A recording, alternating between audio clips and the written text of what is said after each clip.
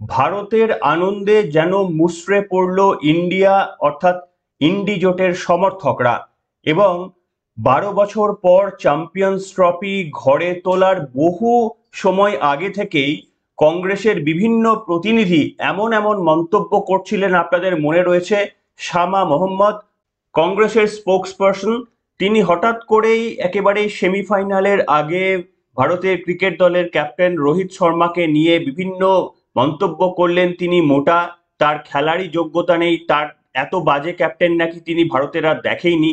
যখন ভারত একটা ম্যাচ না হেরেও কার্যত জয়ের ধারা অব্যাহত রাখছিল, তখন কংগ্রেসের একজন স্পোকসপারসনের তরফ থেকে এই রকম আক্রমণ করা হয়। তারপরে গলার সুরে সুর মিলিয়ে সৌগত রায় পর্যন্ত বলতে শুরু করে দেন যে হ্যাঁ, শামা মোহাম্মদ তো ঠিকই বলেছে যে রোহিত শর্মা তাকে তো ইমিডিয়েটলি বাদ দিয়ে দেওয়া উচিত। অথচ দেখুন, ভারতের এই জয়ের পরই সৌগত রায় তিনি অসুস্থ হয়ে পড়েছেন। কি কারণে অসুস্থ হয়ে পড়েছেন বলতে পারবো না, তবে তিনি ভারতের এই জয়ে কিন্তু একেবারেই অসুস্থ হয়ে পড়েছেন। আসুন, তার সেই অসুস্থ হয়ে যাওয়া নিয়ে তো কোনো মশকরা হতে পারে না, কিন্তু তার অসুস্থ হওয়ার সেই ছোট্ট ভিডিওটা যখন তিনি লোকসভাতে ছিলেন, অধিবেশন চলছিল, তারপরে তিনি অসুস্থ হয়ে পড়েন। দেখুন, এই ভিডিওটা দেখিয়ে পর্ব শুরু করছি।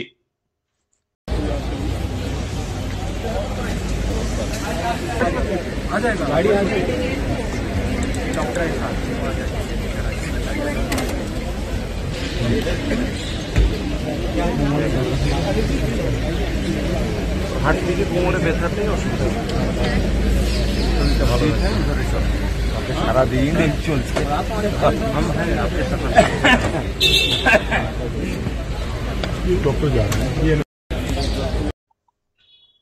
দেখলেন বন্ধুরা, এইরকম গোটা কংগ্রেস দলের অনেকেই হয়তো তারা এই মুহূর্তে দুঃখে রয়েছেন যে ইন্ডিয়া কিভাবে একটা ম্যাচ না হেরেও এইভাবে জিতে গেল। এবং শুধু কংগ্রেস বা কংগ্রেস শাসিত বিভিন্ন রাজ্যে যে এই ধরনের ভারতের জয়ের জন্য দুঃখ প্রকাশ করা হয়েছে কিংবা বিভিন্ন জায়গা থেকে ইট ছোড়ার মতো ঘটনা ঘটেছে এমন তো নয়। পশ্চিমবঙ্গে উলুবেড়িয়া বিখ্যাত জায়গা, আপনারা জানেন, সেই উলুবেড়িয়াতেও ভারতের এই জয়কে সেলিব্রেশন করার জন্য যখন একটি ক্লাবের কিছু যুবকরা আতশবাজি ফাটাচ্ছিল, তখন সেটা খুব স্বাভাবিকভাবেই কিছু জেহাদিদের, কিছু ভারত বিদ্বেষীদের সেটা সহ্য হয়নি এবং সেই কারণেই তারা রাস্তায় নেমে এসে একেবারে মারাত্মক রকমের গন্ডগোল শুরু করে দেন। গন্ডগোলের মাত্রা এমন জায়গায় পৌঁছে যায় যে সেখানকার আইসি পর্যন্ত আহত হয়ে গিয়েছেন। কে বলছেন একথা? বিরোধী দলনেতা। এমন মনে হচ্ছে যেন পাকিস্তান ওয়ার্ল্ড কাপ জিতে গিয়েছে। ভারত যে চ্যাম্পিয়ন্স ট্রফি জেতার পরেও এই রকম প্রতিক্রিয়া দেখা যেতে পারে, এটা ভাবতে পেরেছেন? এবং সব থেকে বড় কথা হচ্ছে, এই এই ধরনের ম্যাচই বলে দেয় যে ভারতের মধ্যে কোথায় কোন জায়গায় কত গাদ্দাররা লুকিয়ে রয়েছেন, ভারত বিরোধীরা লুকিয়ে রয়েছেন। সেটা কিন্তু প্রমাণ পাওয়া যায় বিশেষ করে ভারতের এই ধরনের ক্রিকেট ম্যাচের জয়ের পর। আর ভারত পাকিস্তান ম্যাচ হলে তাহলে তো আরো পরিষ্কার ব্যাপারটা হয়েই যায়।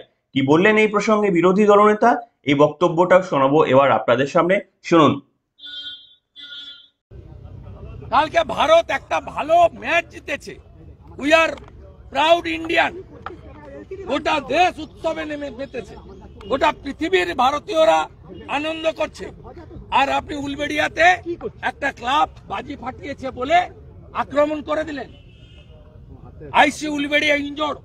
কেন ইনজোর্ড? ডিজিপি যান দেখতে ওনাকে, প্রেস স্টেটমেন্ট চাই। পুলিশ মন্ত্রী কোথায়?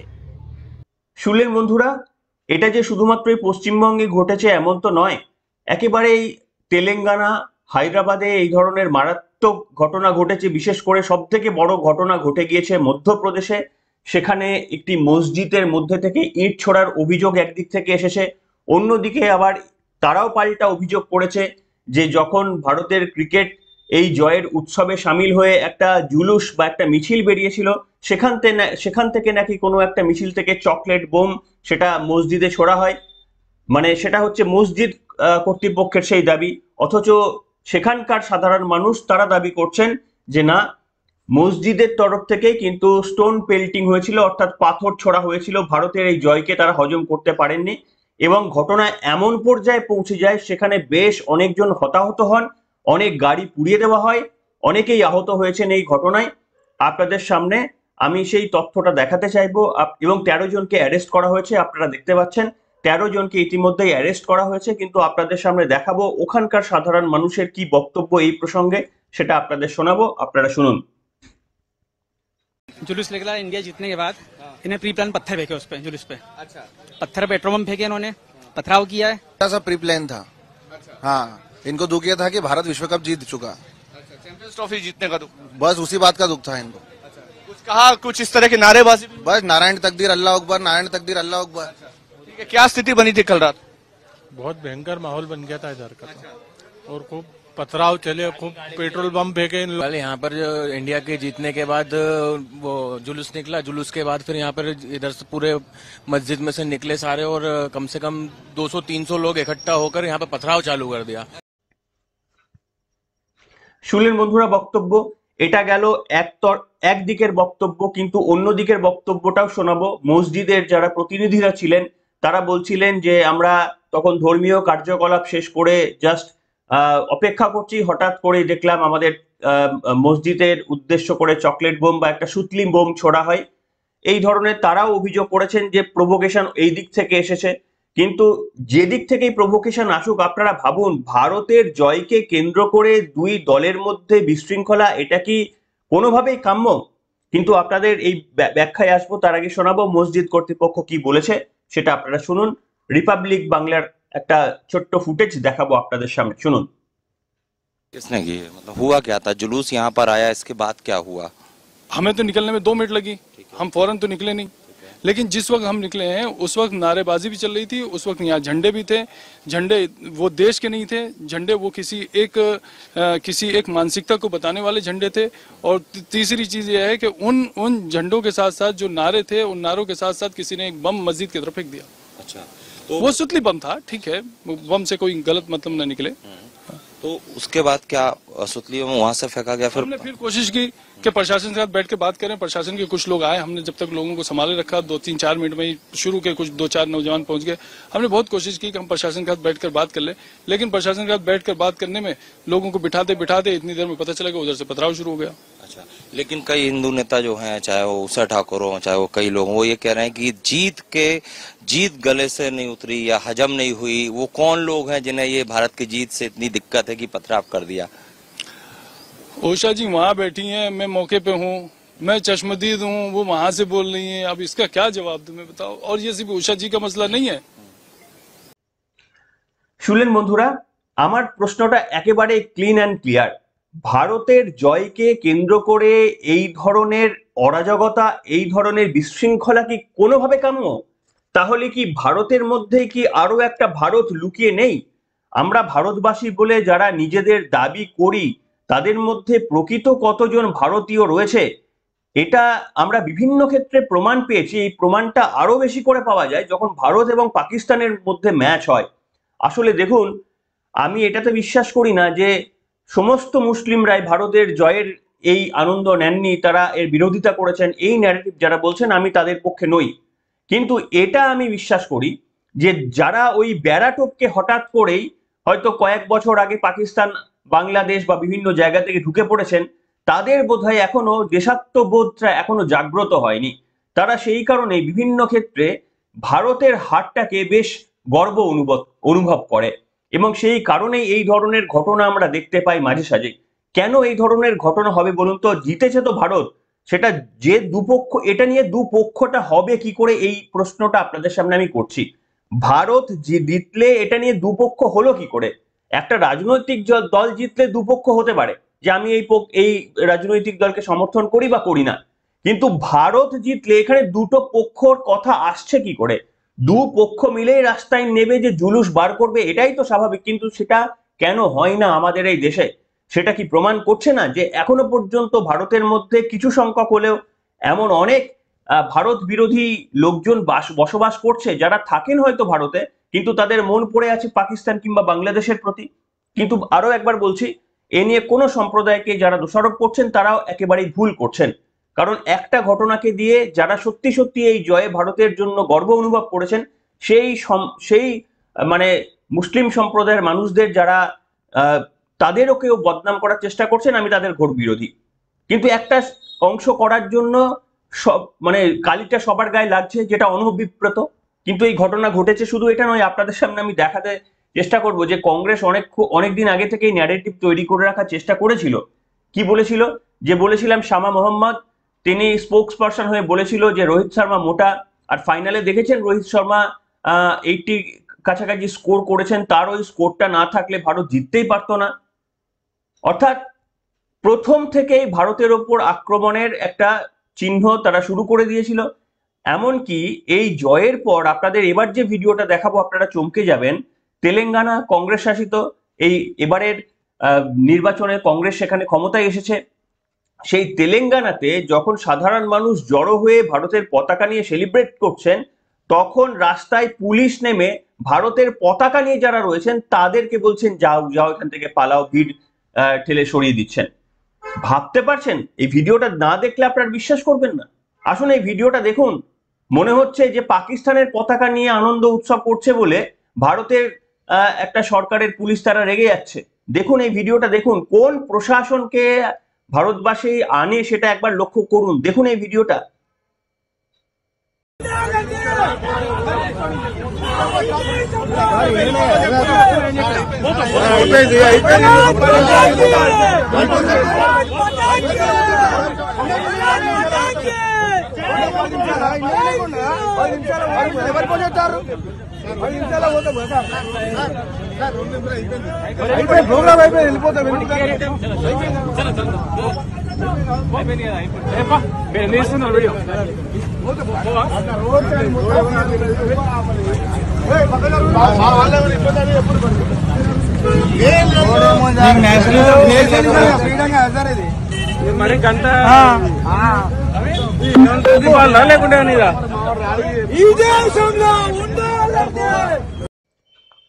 দেখলেন? এর থেকে লজ্জাজনক ভিডিও আর কি হতে পারে? এর থেকে কি লজ্জার হতে পারে? ভারতের এই জয়কে 140 কোটি তার মানে গত দিনে সেলিব্রেট করতে পারলো না। আমরা তাহলে ভারতের জয়ের জন্য সবাই সেলিব্রেট করলাম না? তাহলে ভারতের মধ্যে যারা রয়ে গিয়েছেন তারা কি আদেও ভারতীয়? এই প্রশ্নটা নিশ্চিতভাবে করবেন। তবে আপনাদের সামনে অনুরোধ করব, ওই সমস্ত যারা ভারতবাসী নিজেদের বলে দাবি করে থাকেন অথচ তারা ভারত বিরোধী কার্যকলাপ করে থাকেন, তাদের কানে আওয়াজটা যেন পৌঁছায়, তার জন্য একবার ভারত মাতা কি জয় এই কমেন্টটি করবেন। অনেকে রেগে যায়, আমি এরকম প্রচুর ভিডিও দেখেছি যে ভারত মাতা কি জয় বললে অনেকে রেগে যায়। এমন এমন ব্যক্তি রেগে যায়, তারা হচ্ছেন জনপ্রতিনিধি। আমি নামগুলো বলে সেই দলকে আর তাকে আর বেইজ্জতি করলাম না, কিন্তু এই ঘটনা আমি অতীতেও দেখেছি। তবে এবার আপনাদের সামনে দেখাবো বিজেপি স্পোক্স পারসন তিনি কি বলছেন, যে ভারতের এই জয়ে দুপক্ষ শুধুমাত্র দুঃখ পেয়েছে, এক হচ্ছে পাকিস্তান, এক হচ্ছে কংগ্রেস। এই বক্তব্য আমার নয়, বিজেপির একজন স্পোক্স পারসন তিনি কি বলেছেন এই প্রসঙ্গে শোনাবো আপনাদের, আপনারা নিজের কানেই শুনুন। भारतवर्ष खुश है कि भारत चैंपियंस ट्रॉफी 2025 जीत चुका है बिना एक भी मैच गवाए। रोहित शर्मा की फिटनेस पर सवाल खड़े करने वाले लोग खुद पॉलिटिक्स के लिए अनफिट है, ये आज साबित हो गया है। पर आज पूरा भारत खुश है तो दो एंटिटीज़ बहुत दुखी है। एक है पाकिस्तान, जाहिर सी बात है, और दूसरा है कांग्रेस पार्टी। कांग्रेस पार्टी तो तेलंगाना में भारतीयों को सेलिब्रेट करने नहीं दे रही है। उनके नेता तो चाह रहे थे कि रोहित शर्मा जो उनके हिसाब से अनफिट थे उनको तो कैप्टन ही ना रखा जाए और भारत हार जाए। परंतु आज पूरा भारत खुश है, कांग्रेस पार्टी और पाकिस्तान दुखी है। अब तो क्षमा मांगने की देरी है, क्षमा मांग लेनी चाहिए कि जिस प्रकार से उन्होंने भारत की टीम पर, भारत की टीम के मनोबल पर, रोहित शर्मा पर सवाल खड़े किए थे, उसके लिए माफी मांगनी चाहिए। শুনলেন বন্ধুরা, বিশ্বাস অবিশ্বাস সেটা ব্যক্তিগত আপনাদের ব্যাপার, কিন্তু এই প্রশ্নটা কি তুলবেন না যে ভারতের জয়ে দুপক্ষ হলো কি করে? তার মানে তো একটা এমন পক্ষ রয়েছে যারা ভারতের এই জয়কে হজম করতে পারলেন না। সৌগত রায় খেলা চলাকালীন তিনি দেখুন রাজনীতির লোক, রাজনীতি নিয়ে তিনি কথা বলতে পারেন, কিন্তু ব্যক্তিগত স্তরে তার সমালোচনা রোহিত শর্মা বাজে, তিনি খেলতে পারে না, তাকে বার করে দেওয়া উচিত, শামা মোহাম্মদ ঠিক বলেছে বলে পাশে দাঁড়ালেন। তিনি একজন জনপ্রতিনিধি হয়ে ভারতের ক্রিকেট দলের ক্যাপ্টেনকে যদি ছোট করার চেষ্টা করেন, তাহলে সাধারণ মানুষ কি তার জন্য ফুলচন্দন নিয়ে বসে থাকবে? আর জানি না ভারতের এই জয়ের পর তিনি অসুস্থ হয়ে পড়লেন কিনা, হয়তো এটাও হতে পারে যে এতটাই আনন্দ পেয়েছেন তিনি বুঝতে পারেননি যে ভারত জিতবে, এতটাই আনন্দ পেয়েছেন যে জয়ের আনন্দে আত্মহারা হয়ে গিয়ে অসুস্থ হয়ে গিয়েছেন। কিংবা এটাও হতে পারে যে এতটাই তিনি শোকাতুর, তিনি অসুস্থ হয়ে পড়েছেন। কিন্তু আমি বিশ্বাস করি যে একজন অসুস্থ মানুষকে নিয়ে কোনো রকমেরই এই ধরনের সমালোচনা আমরা যাব না, আমি সেদিকে যাচ্ছিও না। তিনি সুস্থ হয়ে উঠুন, আবারও সক্রিয় রাজনীতিতে ফিরুন, এটা চাইবো। তবে এই অবাঞ্ছিত একের পর এক মন্তব্য করে মানুষের চোখে সৌগত রায় আজকে যে পর্যায়ে পৌঁছে গেছে, ক্ষমতায় থাকা অবস্থায় তো তার বিচার তিনি পাবেন না। যখন তৃণমূল কংগ্রেস ক্ষমতায় থাকবে না, তখন সেদিন সৌগত রায় বা সৌগত রায়ের সম্মানীয় সৌগত রায়ের বাড়ির লোকজন, পশ্চিমবঙ্গের মানুষ তাকে ঠিক কতটা সম্মানের জায়গায় ভাবেন, এইটা যদি শোনেন যখন তৃণমূল কংগ্রেস ক্ষমতায় থাকবে না তখনকার কথা বলছি, তাহলে বুঝতে পারবেন যে তিনি দেশের জন্য, রাজ্যের জন্য কতটা অবদান রেখে গিয়েছেন। प्रवक्ता है, उन्होंने हमारे भारतीय मैंने सुना नहीं, ये तो ठीक है कि रोहित शर्मा का परफॉर्मेंस बहुत ही खराब था। 1 सेंचुरी किया वो, और सब मैच में 2, 3, 4, 5 करके आउट हो जाता है। उसको तो रहना नहीं चाहिए। वो इंडिया टीम जीतता है क्योंकि बाकी प्लेयर अच्छा खेलता है, लेकिन कैप्टन का कोई कंट्रीब्यूशन है नहीं। शमा मोहम्मद जो बोला है ठीक बोला है। এবং আপনাদের আমি কত ঘটনা দেখাবো, এমনকি পশ্চিমবঙ্গেরও একটা আপনাদের সামনে আমি ঘটনা দেখাতে পারি। একজন অ্যাসিস্ট্যান্ট কমিশনার অফ পুলিশ, তিনিও সেখানে ভিড় সামলাচ্ছেন, ঠিক যেমন আমরা তেলেঙ্গানায় দেখেছি, আমরা অন্যান্য জায়গায় দেখেছি, এখানেও। এটা আমি এই সত্যতা বলতে পারবো না, আপনারা সেইভাবেই খবরটা দেখবেন, সোশ্যাল মিডিয়ায় ভরে গিয়েছে। বলা হচ্ছে যে একজন অ্যাসিস্ট্যান্ট কমিশনার অফ পুলিশ, ভিডিওটাও আপনাদের সামনে দেখাবো, ভারতের পতাকা নিয়ে একজন সেলিব্রেট করছেন, তাকে পেছন থেকে লাথি মারছেন। অনেকে দাবি করেছেন, আপনারা সেই ভিডিওটা দেখুন, একবার দেখলেই বুঝতে পারবেন। দেখুন।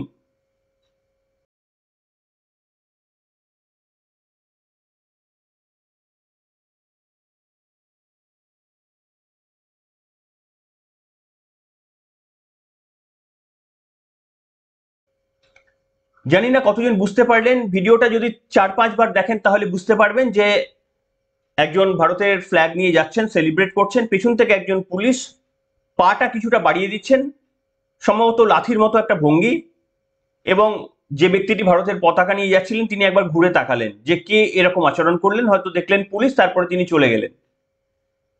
কোন জায়গায় আমরা পৌঁছে যাচ্ছি আস্তে আস্তে, এটা একবার ভাবার দরকার আছে। তাহলে কি আরো একবার যেমন আমাদের ওই স্বাধীনতার সময় ধর্মের ভিত্তিতে ভাগ হয়ে গিয়েছিল, আমাদের রাজনৈতিক নেতৃত্বরা কি আরো একবার চেষ্টা করছেন যে ভারতে যদি 2-1টা ভাগ করে দেওয়া যায় তাহলে অন্তত 2-1টা প্রধানমন্ত্রীর পদ তৈরি হবে?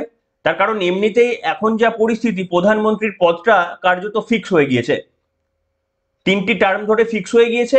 এবং এই ধরনের আচরণের ফলে আমার মনে হয় আগামী আরো 3-4টি নির্বাচন, সেটাও বিরোধী দলের পাওয়ার সম্ভাবনা নেই। কারণ যারা এই ধরনের ঘটনা ঘটান তাদের সাধারণ মানুষ তো আর প্রধানমন্ত্রীর কুর্সি দিয়ে দেবেন না। তাহলে উপায় কি? উপায় হচ্ছে একটা, যে যদি ভারতকে ভেঙে দেওয়া যায় তাহলে প্রধানমন্ত্রীর 2-3টে কুর্সি হতে পারে, স্বরাষ্ট্রমন্ত্রীর 2-3টে কুর্সি হতে পারে, প্রতিরক্ষা মন্ত্রীর 2-3টে কুর্সি হতে পারে, সেইগুলো তাহলে দখল করা যেতে পারে। জানি না এই প্ল্যান কিনা, কিন্তু নিন্দা জানানোর ভাষা নেই। আমি কোনো একটি দল, রাজনৈতিক দলের বিরুদ্ধে, কোনো একটা সাধারণ মানুষের বিরুদ্ধে, কোনো একটা ব্যক্তির বিরুদ্ধে, কোনো একটা ধর্মের বিরুদ্ধে আমি বলছি না, কারণ আমি বিশ্বাস করি যে এরকম ভাবে জেনারেলাইজ করে দেওয়া যাবে না। কিন্তু এটা আমি বিশ্বাস করি যে ভারতের মধ্যেও এখনো কিছু এলিমেন্টরা রয়েছেন যাদের প্রকাশ চলে আসে যখন ভারতের আনন্দ হয়, ভারতবাসী যখন আনন্দে মেতে ওঠেন তখন তারা বিহ্বলিত হয়ে পড়েন। তাদেরকে কিন্তু চেনার একটা খুব সহজ উপায় রয়েছে, এই ধরনের ক্রিকেট ম্যাচ। বিশেষ করে ভারত এবং পাকিস্তানের মতো ক্রিকেট ম্যাচ হলেই কিন্তু আইসোলেট করে ফেলা যাবে যে কারা নিজেদের ভারতবাসী বলে এখানে থাকছেন আর কারা সত্যি ভারতবাসী, প্রকৃত ভারতবাসী, দেশপ্রেমী ভারতবাসী, সেটা কিন্তু আইসোলেট করে দেওয়া যাবে। ওই দেখুন, অনেক আইন তো রয়েছে যে 1919 সালের পর ফর এক্সাম্পল বলছি, 1912 সালের আগে যারা এসেছিলেন তারা ভারতীয়, তারা নয়। আমার মনে হয় একটা পাকিস্তান আর ভারতের ক্রিকেট ম্যাচ করানোর পর, একটা মানে হাইপোথেটিক্যালি বলছি, ভারত এবং পাকিস্তানের একটা ম্যাচের পর, একটা উত্তেজনাপূর্ণ ম্যাচের পর যদি রিয়াকশন নেওয়া যায়, কোন কোন ব্যক্তির কিরকম রিয়াকশন হচ্ছে, কিংবা ধরুন পালস রেট, বিপি এগুলো মেজার করে দেওয়া যায়, তাহলে বোঝা যাবে যে পাকিস্তানের জয়ে কারা কারা আনন্দ পেল আর ভারতের জয়ে কারা কারা আনন্দ পেল। সেটা বোধহয় সহজেই কারা ভারতীয় আর কারা ভারত বিদ্বেষী সেটা আইডেন্টিফাই করে ফেলা সম্ভব হবে। তবে দেখুন, অশুভ শক্তি কোনোদিনই শুভ শক্তির কাছে জিততে পারেনি। প্রচেষ্টা তারা নিয়মিত করে থাকেন, এখনো তারা প্রচেষ্টা করবেন, এর পরেও প্রচেষ্টা করবেন, কিন্তু তারা কখনোই জিততে পারেননি, কারণ এই সংখ্যাটা অত্যন্ত কম। তাই আমাদের সবসময় কিন্তু এদেরকে আইডেন্টিফাই করে আমাদেরকে এদের থেকে শতহস্ত দূরে থাকতে হবে, এটাই আপনাদের সামনে বলবো। তবে আজকের পর্ব যারা শুনলেন, ভারত মাতা কি জয় এই কমেন্টটি লিখতে ভুলবেন না, এবং ভারতের এই জয়ের জন্য নিশ্চিতভাবে গর্ব অনুভব যারা করছেন তারা কমেন্ট করে লিখে জানাবেন, সেটা আপনি যে ধর্মের মানুষ হন না কেন। তার কারণ আমি বিশ্বাস করি কালকের এই জয়ে হিন্দু, মুসলমান, শিখ, খ্রিস্টান সকলেই আনন্দ পেয়েছেন, এটা আমি গভীরভাবে বিশ্বাস করি। তাই সেই প্রতিফলন আমাদের কমেন্টেও যদি হয় তাহলে ভালো লাগবে। এখনকার মতো এখানেই শেষ করলাম।